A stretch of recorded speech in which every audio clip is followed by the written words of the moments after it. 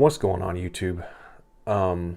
Real quick, I want to do a quick review of this Harley Davidson Sena Outrush Modular R helmet. I probably said that out of order, but anyways, it's the Sena Outrush R modular helmet, and it's made by Sena.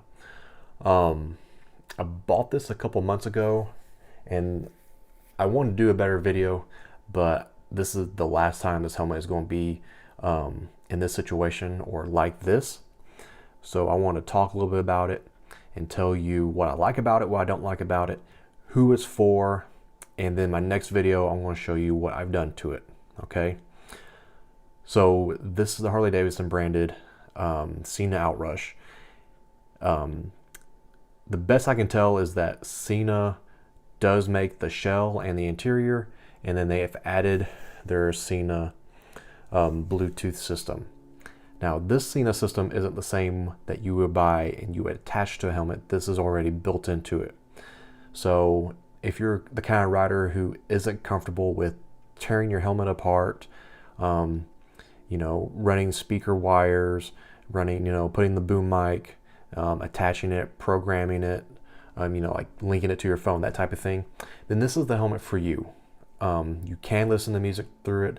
It is Bluetooth capable. I pretty much bought this so that me and my wife could have an intercom and we could chat.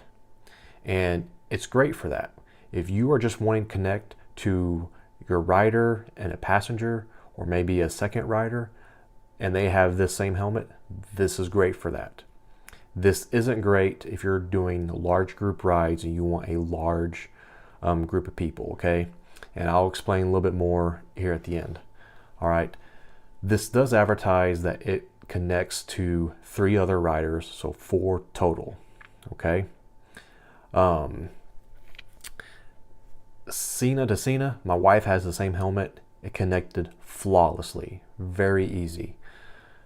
Connecting this particular Sena to other non-Sena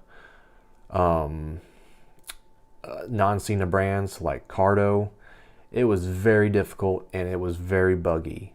Me and my friends eventually got it to work, but it took several tries and we eventually got it. Now, trying to think. Yeah, I'm trying not to overlap into the other video.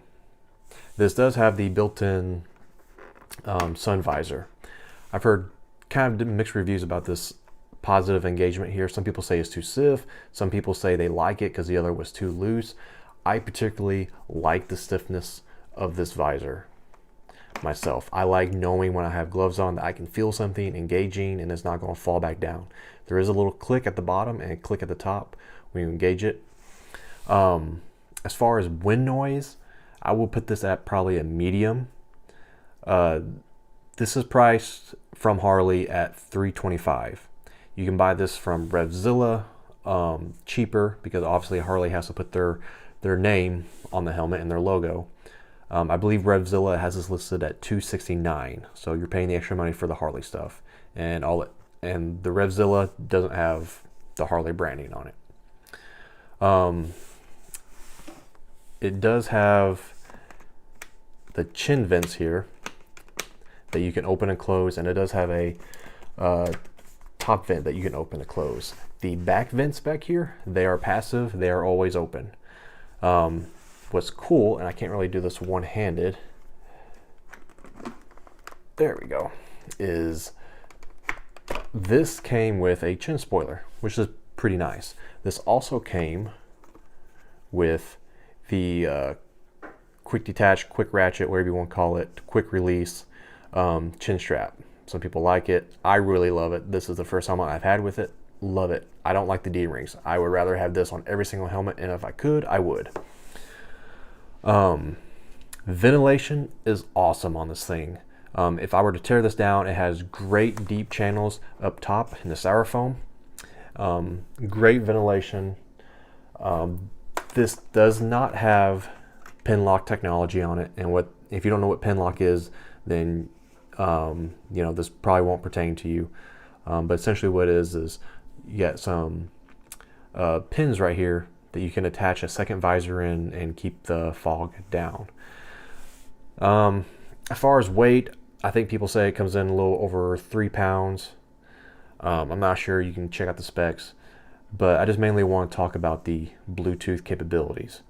And that was, if you are just riding with yourself and your passenger, or maybe you always ride with one other person, maybe your wife or your husband, and you guys are wanting to communicate, this is a great setup. Like I said, it was very easy to connect. It was pretty easy to connect to the phone. Cons about this, like I said, it was very difficult to connect with my friends who use a Cardo system. It eventually worked. It was very buggy. I had static on my end. They were clear. It was a real pain to finally get it connected. We watched multiple videos, and finally I kind of muddled my way through it, and I figured it out, and I could connect it. Trying to explain to someone else, though, a little bit harder. Also, what I don't like is the in-app features. I will say that the in-app features are pretty much terrible. When you download the app, you have to be connected, which means the helmet has to be on for you to look at the user guide and you to change any of the features. The helmet has to be on, has to be connected to your phone. It's just the way the software is. Otherwise, you can't pull up the user guide. You can't look at the help stuff. You can't look at how to, can't change any of your settings. It does have 3 buttons over here on the side: your volume up, your intercom button, your volume down. And your combination of buttons is how you pair to things. So on off is holding down these two, and holding down this will cycle through your settings. So hold down for like 5 seconds, it does phone pairing. Hold down for 10 seconds or more, does something else. Hold down, and it announces which ones you're doing. It'll say like phone pairing, universal pairing, configuration. So it's pretty straightforward.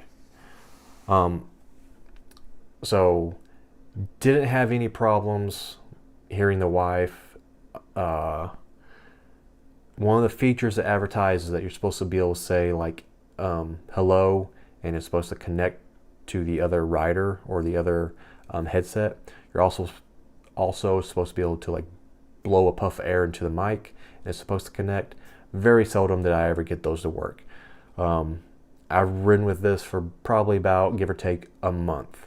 And like I said, this is the last time this helmet is going to be like this, because in my next video, I'll be talking about why I changed it and going more into the cons of this helmet. This helmet isn't bad.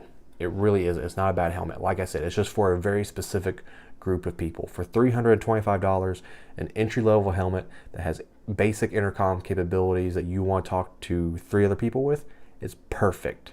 If you're scared of taking your helmet apart and you just want a basic helmet to listen to music in, it's perfect. But if you're wanting to ride with other people and take advantage of the dynamic mesh system, and you're wanting to have a easier experience connecting with people, this is not the helmet. If you're looking for more customizable features, this is not it. But like I said, if you're looking for something that straight out of the box, pair it with your phone, pair it with your 3 other people, great, it's for you. And like I said, I like this helmet a lot better than my HJC. It's quieter than my HJC modular helmet, so that's why I'm switching out this system here.